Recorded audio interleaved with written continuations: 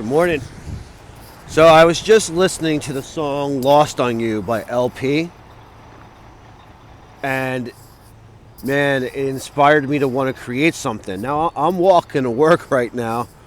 I just got off of the bus, and it's a little bit of snow coming through. So I guess the best way I can create right now is by talking into this box, which is, I guess, my cell phone.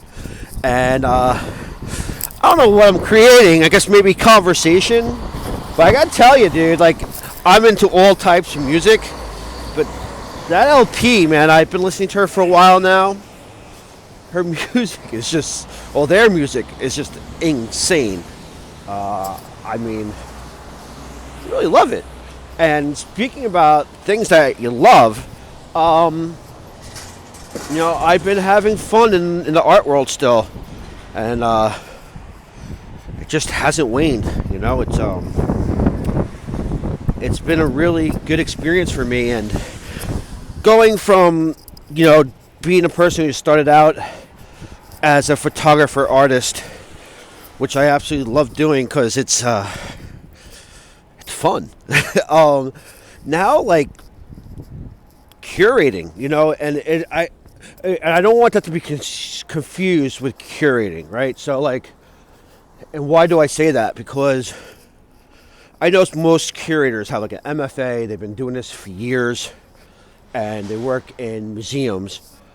I'm an artist that is building a gallery space in the Lower East Side, and I've been curating exhibitions there, plus in other places.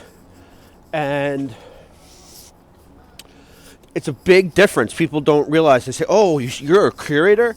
Yeah, I'm a curator in a gallery space doing exhibitions. I'm not a curator in museums. There are two different worlds there, and wow, what those people do is amazing. But what I have the opportunity now to do has been so fulfilling. Finding incredible artists and sharing their work with as many people as I possibly can, and getting their work in the hands of people who may not even be a traditional collector. I think in New York City, a lot of people view the art world and the art gallery in very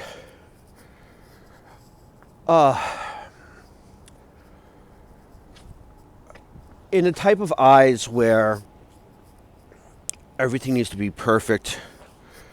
Everything is very intentional, even when they're showing abstract work, which I don't really understand that. And that's fine. I mean, that's what those collectors want and stuff. But, I'm an average Joe, and the people who I love in my life are average Joes too. And I don't know how we view artwork, why that can't be considered just as potent. Sure, we may not look at someone's work and be like, all right, technically this is that, oh my God, I did this. When we look at artwork, we see, wow, I connect with that emotion. I just love that. I don't know why. I love that, but that has to be on my wall. That it makes me want to cry. It makes me angry. It does something to me. And those people, which I'm included with, they're the ones who I'm connecting with as a curator. And be it good, be it bad. I mean, someone might say, hey, he's in the minor leagues, right? But why would well, I just made that up. But, I don't know how that puts an irrelevance on what I'm doing in the art world and what our individual perspectives are of what art is. Because I think we're all valid. I think every person is valid. And sure, we might not be the people who are going to spend $400,000 on a couple dots or on a beautiful canvas, but we're going to spend a portion of our paycheck to make something a part of who we are, that our family sees every day, our friends see when they come to see us, so we see after we look in the mirror in the morning, getting ready for work. And to me, that's invaluable. That is really, really important. And that's where I am with my curating.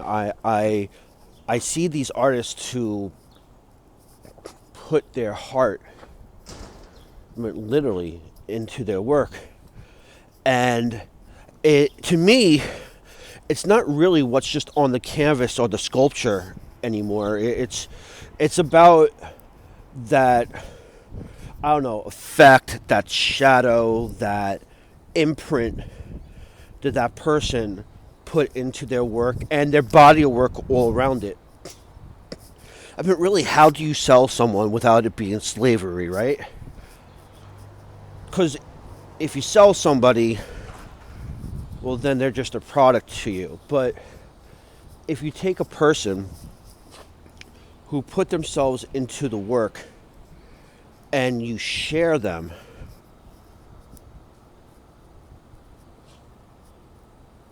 and their ideas, then basically you're giving a gift. You know what I mean? Because these people have such life experience behind them. It's unbelievable what the power of consciousness is and this perspective that it gives us. And sometimes instead of just looking into a television or watching a movie, or even, dare say, read a book. I love books. Sometimes the perspectives that we get from directly dialing in to another person by looking what they painted onto a canvas or what they took a photograph of is more than that 2 hours you can get just within the matter of 10 minutes or 5 minutes or 30 seconds. I see that, this art has like such a imprint on you. And, I gotta tell you, I'm really happy to be a part of it, even if I am starting from the bottom. And it's good though, because I'm doing good with it. I love doing what I'm doing, man. And I really am sharing some incredible artists. I was thinking, as an artist myself, I want to get my work out there, right? Boom, boom, boom, boom. And I was thinking to myself, well, everybody does that. Everybody just throws themselves out there. What if you stepped out of the box, right? And you started promoting someone else? Fuck yourself. I mean, you get to see your work every day. People want to see your work. They'll find you. They'll find you. And you know what? The reason why they find you is because other people take the time to give a shit, and get you out there. Well, why should it always be we're the ones that people give a shit about? Why not give a shit about someone else? And I gotta tell you, it's freeing. It's freeing because now I get to pay my attentions onto another soul, right? Another person who I'm hoping gets the opportunity to grow, right? And for their potential collectors to be able to find something that they just can't get anywhere else. That's cool, man. That's really, really cool.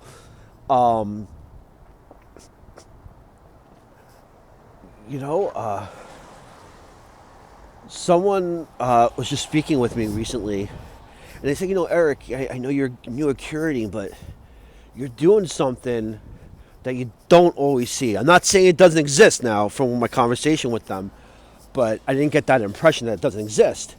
But they said you're an advocate. And that's so cool, man.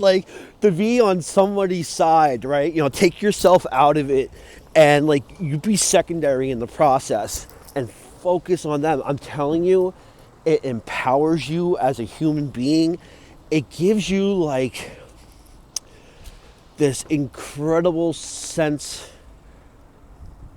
of, in the world of where you are and who you are and how you affect people. I hope I'm not babbling here, man.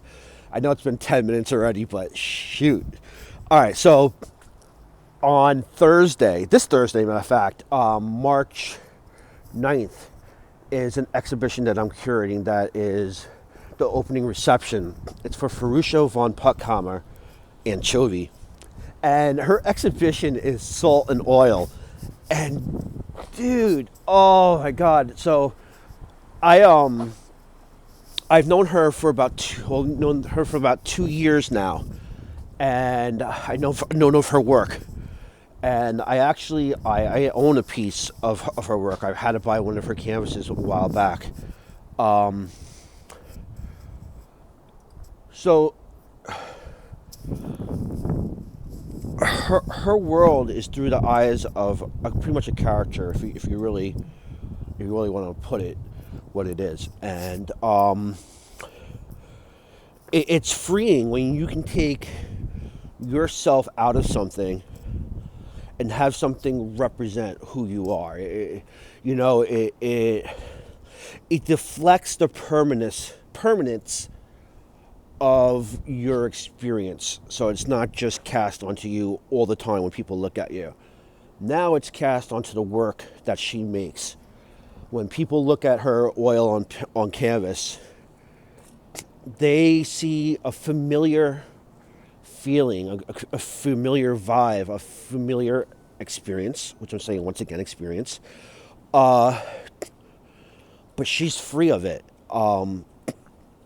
It doesn't have to be every time someone looks at her in conversation. It could be when they have their work on their wall or on the wall in the gallery, such as 86 Orchard, where I'm having her show her work.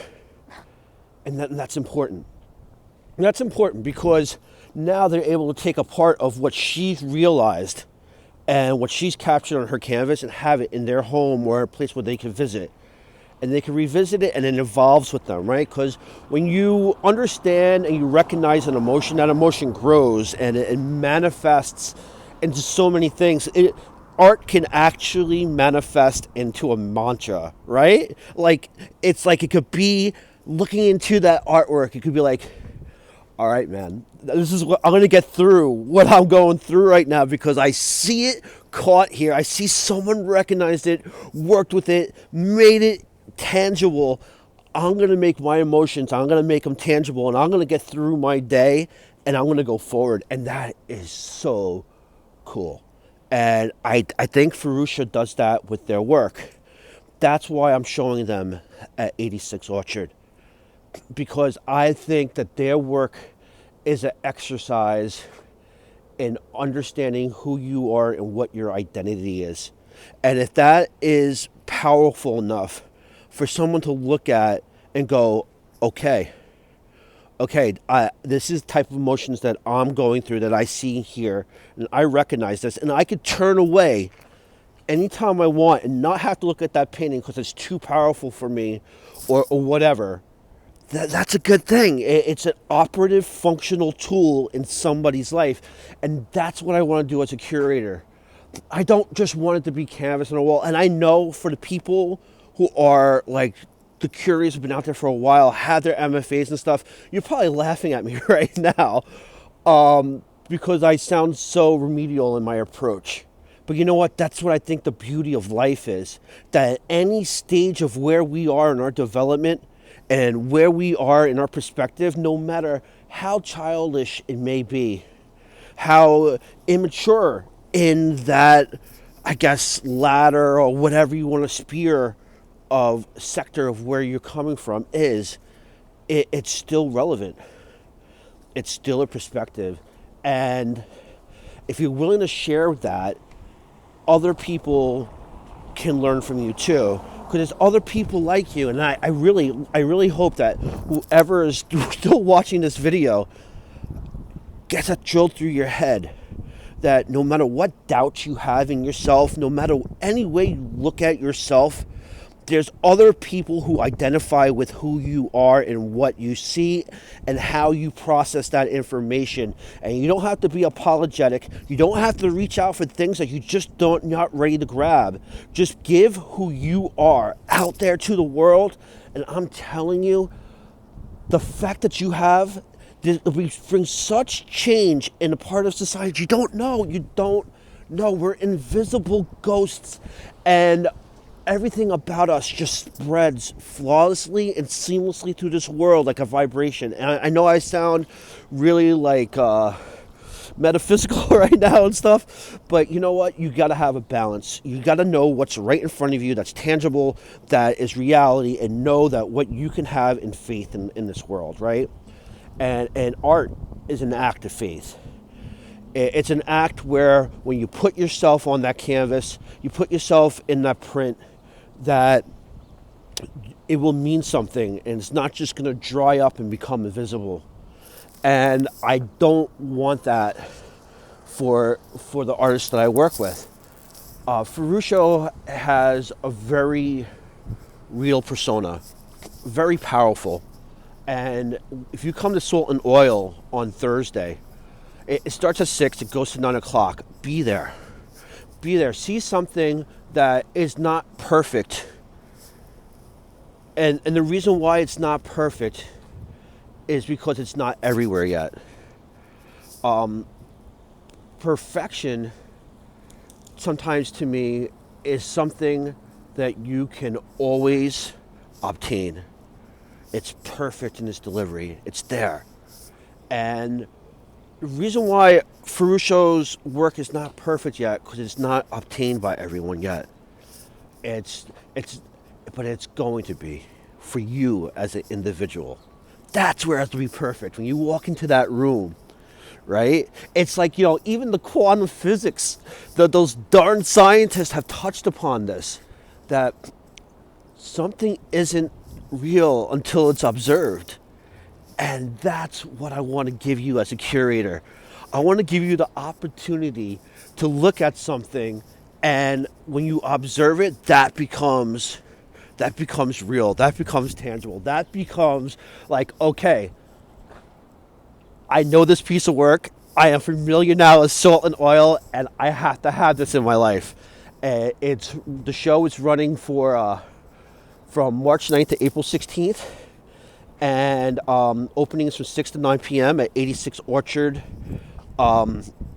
Street in New York. The space is provided by Casa Mezcal, which the people there are just insane. They're incredible.